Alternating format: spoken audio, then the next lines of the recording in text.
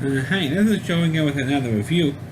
For the sake of this video, I'm going to be discussing a movie that's celebrating its 25th anniversary this year, in 2018, and that's the 1993 film, Mrs. Doubtfire, which is of course starring Robert Williams, Sally Field, and a pre-James Bond Pierce Brosnan in this film. Of course, this was a genre that's pretty much has been dead for about 10 years at that time, and that's the cross-dressing genre. And I have previously done a couple of videos already about these particular movies. One I did a whole video on discussing really three of them, and I did individual reviews on two of the three films, and of course that's Tootsie, Yento, and Victor Victoria being the third film. The one I didn't do a review on because I really didn't see that one. It's all pretty much the same concept, and that's a person cross-dressing for a particular plot point. When a friend of mine asked, "Oh, why didn't you do Rocky Horror Picture Show where you had, the guy Tim Curry being a cross-dresser?" I said, "Well, that really was a cross-dresser. It was a transvestite in that movie, and that's not really what's essential to the whole plot of Rocky Horror Picture Show. So the main character was a transvestite.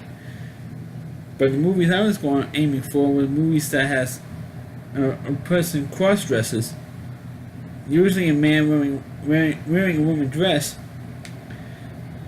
or in the case of Yento, a woman dressed up as a boy, and Victor Victoria was a plot with the woman pretending to be a man, pretending to be a woman in that film. And it was a genre that was dead for 10 years because how many times can you have the same bit? Not only is the person cross-dressing, but the opposite sex has a harsh form, like in Tootsie, for example. Dustin Hoffman cross-dresses, and a guy who, the father of Jessica Lange's character, pretty Charles Jr., had the harsh form in the dress. It's like the same plot in so many different films, and particularly at that time, it got tiresome. So, and then they have a successful cross-dressing film to Mrs. Doubtfire, which I know I've gone to a long rant here on that, but this Mrs. Doubtfire was kind of different. It is a cross-dressing film, starring Robert Williams, Sally Field, and Pierce Brosnan. This one was a little bit different because of the fact that nobody had, except for one person, really had the heart for Mrs. Doubtfire. When Williams was in the outfit. Because Mrs. Doubtfire, or the plot of Mrs. Doubtfire, was that Robert Williams played a voice actor who was always in between jobs. At the beginning of this film, he was doing voice work in a cartoon. Was hired to do a cartoon, did all the voices for the cartoon. It was like a bird and mouse thing, cartoon.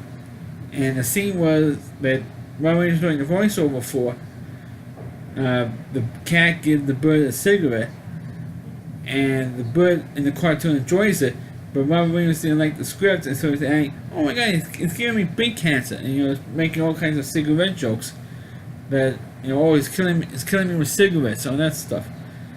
And so of course the director chewed him out for it, and so Robert Williams decided to quit because he didn't like the cartoons pushing cigarettes on kids. I mean, kids watch, and he goes, "Oh, kids watch this cartoon, and you're pushing cigarettes on these kids." So Robert Williams quit, and the day he quit was his son's birthday. Because Robert Williams was married to Sally Field, and they had 3 kids, 2 daughters and one son. And they had the son's birthday, and he says, "Look, I want to throw you a birthday party." So the kid says, "But Dad, I can't have a birthday party because I had a lousy report card." I said, "I don't care, I'm giving you a birthday. It's your birthday, you're entitled to have a birthday party." So he goes nuts with the birthday party. He got even a petting zoo come in, and animals to pet the animals there in the house, and animals were running around all over the house, and the neighbor, who's played with Polly Holiday, from Alice, she played Flo, which was the only scene that she was in this whole movie. And she got credit, Polly Holiday, on the opening credits, and she only appeared in one scene in this whole damn movie. And she called Sally Fields and telling him off the Warriors had all these animals in the house and stuff. And she went nuts and she brought home a birthday cake for her son, and the horse eats the birthday cake. So Sally Fields says that she had enough and wanted to have a divorce because she can't take Robert Williams' antics anymore. And because she always played like the bad cop, and Robert Williams was always the good cop in the movies. So Robert Williams was upset because he's been with his kids every day since they were born. He's there for them. He supports them. He helps them whenever they need help, and all that stuff. But the problem, but even with that, the judge says that that Sally Field has the temporary custody of the kids, and you only get to see them like once a week. Every Saturday you see the kids, and that's it. For one day a week, that's it. And you have to get your own apartment, you have to get a steady job, which of course Robert Williams eventually does. He works at a TV station hauling videotapes to be delivered to other studios and stuff. To be delivered to the truck, which delivers to the airport, and it get flown to the affiliates.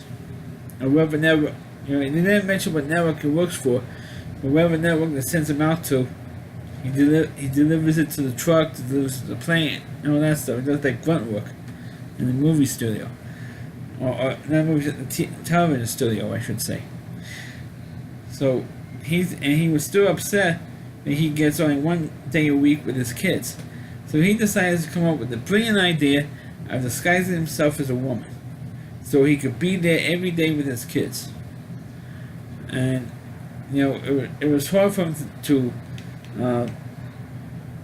do all that stuff because he has a job. He does have a job, but the problem is how can he balance the regular job that he has at a TV studio with playing a woman, a housekeeper? Because he finds out that his wife, or soon-to-be ex-wife, was going to hire a housekeeper and to go on a nanny. So we don't need and two other kids said we don't need one. We really have dad here. It's dad here. And so he says it's tough. I'm divorcing his dad so he can't be here. You know what the judge says.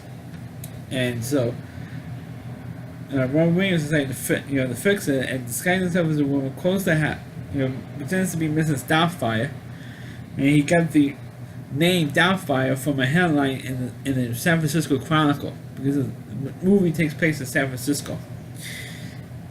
And so Sally Fields decides to hire her as the housekeeper, and she says that she was tough with the kids, makes her do the homework first before watching TV, and really tough with the kids. Makes dinner for them and all that stuff. And surprised he never got fired from the TV studio job because he's always with Sally Field with the kids.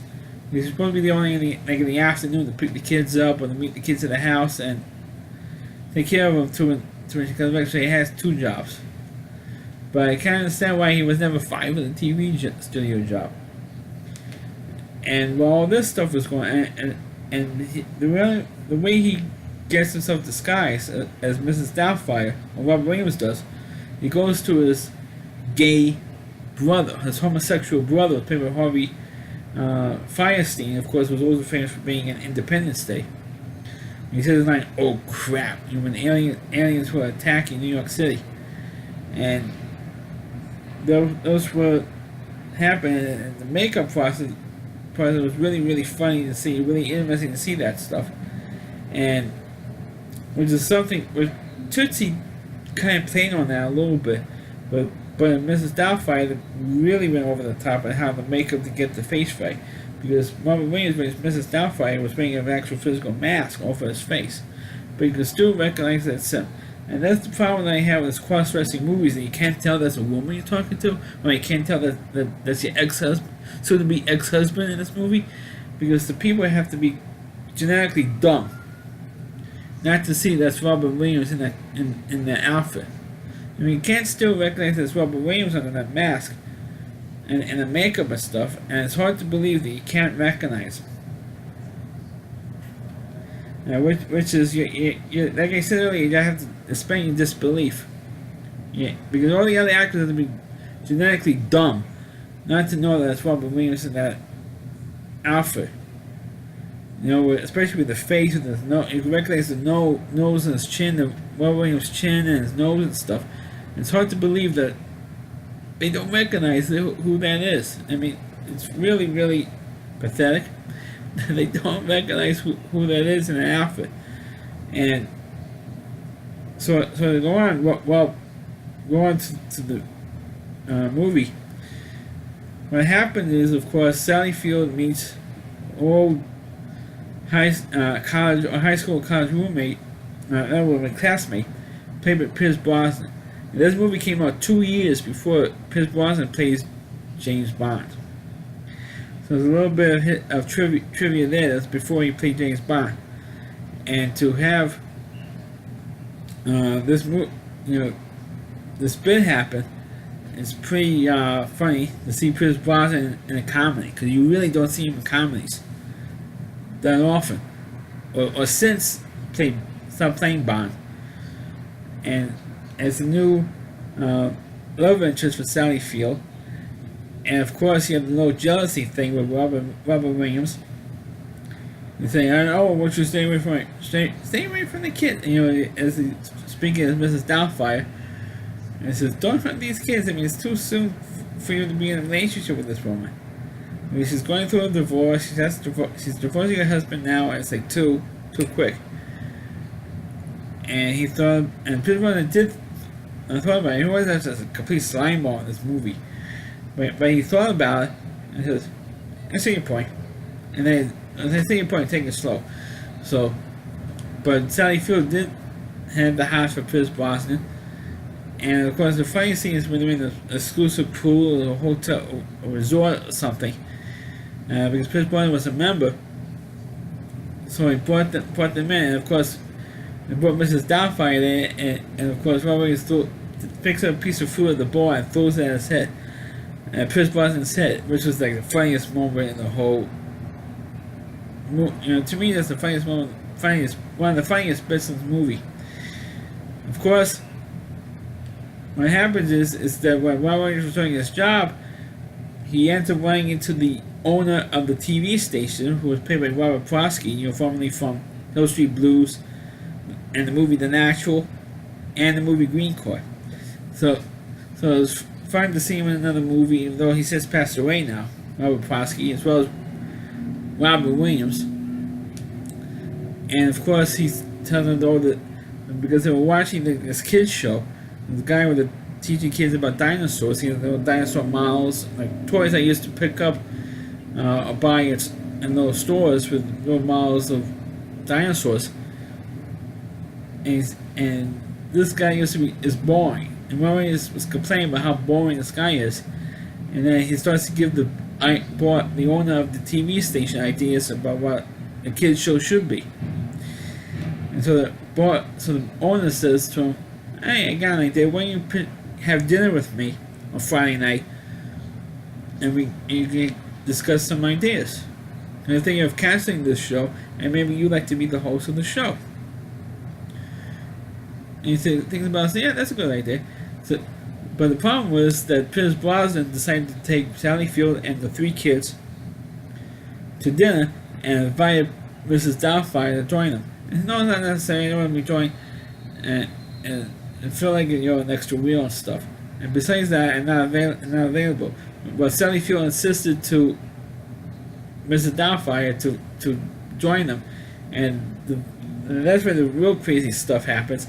And Robert Williams was running back and forth to the bathroom, changing outfits, changing out of the Mrs. Doubtfire outfit into his own suit to have dinner with the boss of the TV and the one on the TV station. So it was doing this back and forth, and the problem was he's always drinking alcohol. He's drinking one particular booze with alcohol with Sally Field and Chris Brosnan, and then another. And he was having doubles of another drink with Robert Prosky's character. So he's getting drunker and drunker and drunker, and he's running back and forth between the two tables, and it was really. It shows the real physical comedy in that particular scene. And of course, he gets so drunk. Robert Williams does. He gets so drunk he forgot to take off the outfit, and which table he's supposed to go to next. And he goes to Robert Prosky's table, dressed up as Mrs. Doubtfire. And Robert Prosky says, "What the hell are you doing here?" And then he's speaking in his normal voice instead of disguising his voice with a British accent. And he does with Mrs. Doubtfire. And he says, "I'm your new host for your kids show." And like, "Oh, surprise!" And then of course the other kids find out. Well, the two older kids already knew at that point that Mrs. Doubtfire was actually the dad. And I'm not going to give away how they figured it out first. I'm not going to give away that particular scene, but it's pretty funny. And then they had the scene, and then when this particular sequence was running back and forth, he gets busted, and not only did he get busted by Robert Prosky, but he got busted by Chris Brosnan and Sally Field, and he takes off the fake mask, and he sees there's really Robert Williams under there, and the kids went, "Oh God, Dad!" And Sally Field couldn't believe that Robert Williams went this far to be there for his kids. And so they had a hearing in court, and then Sally Field permanently got permanent custody of the kids. No more sole custody of the kids. Robert Williams was only there like maybe once a week or once a month visits with the kids. A supervised visitation with the kids like once a week. And he had to go to like a psychiatrist because it was cross-dressing, all that stuff. And even though he gave a reasonable explanation, like, I love my kids so much, I did this. Because there's no way in the world that my ex-wife, or soon-to-be ex-wife, is going to allow me to stay there to see my kids every day. I only did this so I could see my kids every day. Once a week. Judge, when you make your original decision to have temporary once a week, wasn't good enough for me, or good enough for my kids. And the kids wanted to see me more than once a week, and the mother wouldn't allow it. And so that's why I had to do this. And even though he gave the explanation, the judge didn't buy it, and says, well, now you have to go to see a psychiatrist, and because he did all this cross-dressing stuff.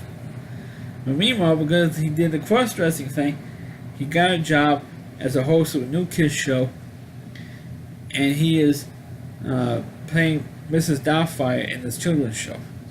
So every day, the kids see him on TV every single day as Mrs. Doubtfire before, doing this kids show.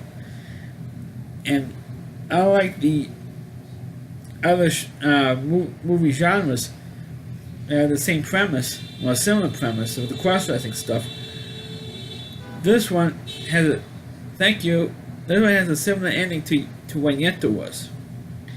That was, of course, in Yentl, Barbra Streisand didn't hook up with Mandy Patinkin in the end of the film. They almost did, but they didn't do it at the end of the film. This is similar, because you thought that maybe at the end of the film, Sally Field felt so guilty that how she treated Robert Williams. This is true. She was like a total bitch in this movie, I have to say it. Towards Robert Williams for practically this whole film.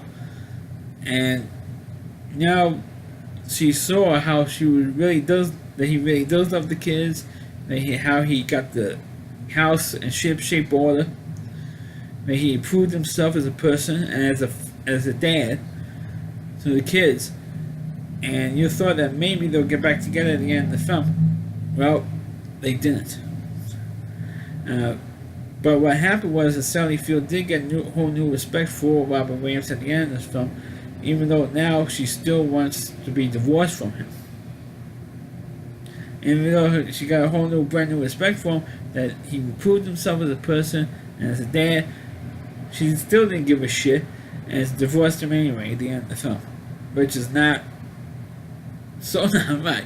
I mean, usually this type of movies, they make up in the end. The married couple makes up in the end of the film, usually. And like I said, this is almost kind of like what Yentha was at the end, with the two main characters then hook up at the end of the movie. That's what happened here. But despite that nitpick at the end of the film, this is definitely one of the better cross-dressing films that ever came out. Of course, the one that actually did start this genre was Some Like It Hot, where it was back in the 50s, with Tony Curtis and Jack Lemmon and Marilyn Monroe, which I've never really seen fully of, so that's why I never did a review on that.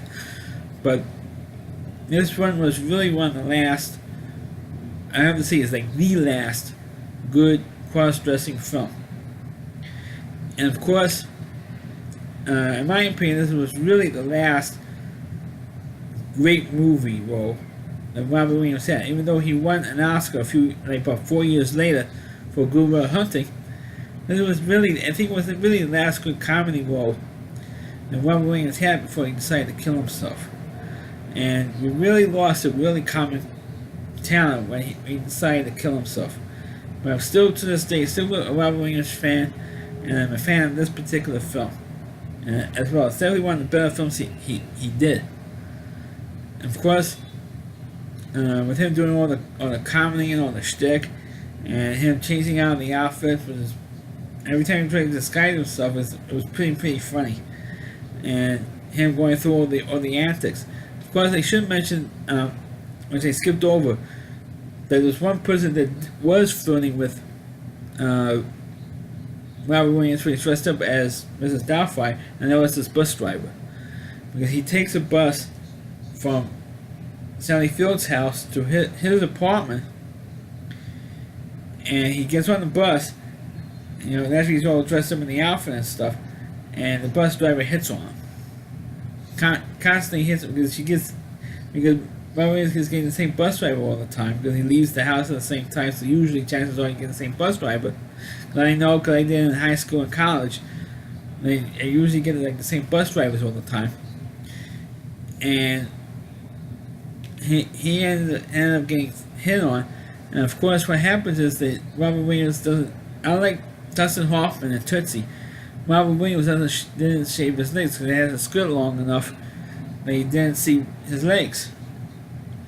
Well, the slit in the skirt that he was wearing showed that his legs, one of his legs is all full of hair because he never shaved the leg hair off. And so the brother says, "Hey, I like it that you have leg hair." That gets me hot. Saying women looking natural and stuff. And woman says, "Oh, shut," and he's going "Oh, shut up," to the bus driver. But other than that, I mean that really didn't happen that much. The Robert Williams was getting hit on by guys. I mean, he's dressed up as Mrs. Doubtfire. But there's one scene in the bar that I mentioned earlier, where he was trying to flirt with a young hot woman in a bikini, and he's going, "Oh, I forget this." What's wrong with this person? But that type of stuff was really stereotypical for a film like this. Those types of scenes, those types of moments, and that's why this got tired. The shtick got really burned out for such a long time, until Mrs. Doubtfire came along, and then they're trying to do it with white chicks with two black guys disguising themselves as two white women, which was a total bust. And I think won the Razzie for worst picture the year that movie came out. But Mrs. Doubtfire got a lot of praise, and rightly so, because it was good. Even though, like I said earlier, it's a stereotypical cross-dressing bit, but at least one that was a little bit more, I would say, modern than even what Tootsie was. A little bit better, a little bit more modern, and instead of trying to get a job like what Tootsie was, it was just to see their kids during a divorce. So it's a different thing, but it's the same idea of a cross-dressing bit, and that's why this bit's it's a tired bit. But Robert Williams did such a great job in this movie And I can't believe it spoke 24 minutes from Mrs. Doubtfire. I'm a fan of this movie, I like this movie, and I recommend people seeing it, especially if you're a Robin Williams fan, like I am. So that's my review of Mrs. Doubtfire.